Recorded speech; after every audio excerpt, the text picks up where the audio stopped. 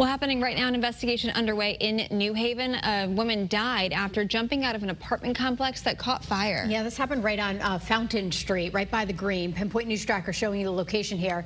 And there are a lot of questions this morning. Your reporter Anna Stansfield is live there, working to find some answers. What's the latest, Anna?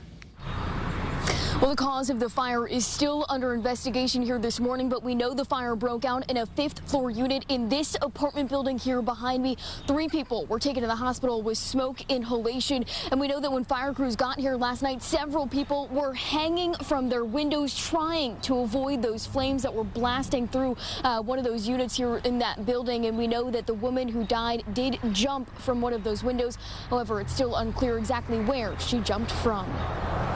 A chaotic scene last night as fire crews rushed into this second alarm fire. They acted quickly, allowing them to keep the fire contained to the unit it started in. Most people are now waking up this morning in their own apartments, but some weren't allowed back inside last night because of bad smoke and water damage in their units.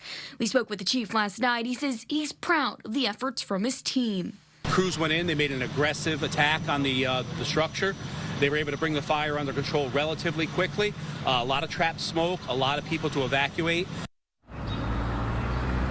And we know the Red Cross is helping anyone who wasn't allowed back inside of their units last night because of that trapped smoke or water damage. And this morning, we still have several questions. We want to know more about the woman who died and, of course, more about the investigation that is still underway here this morning. I'm your reporter live in New Haven. It is States Channel 3 Eyewitness News. Anna, thank you.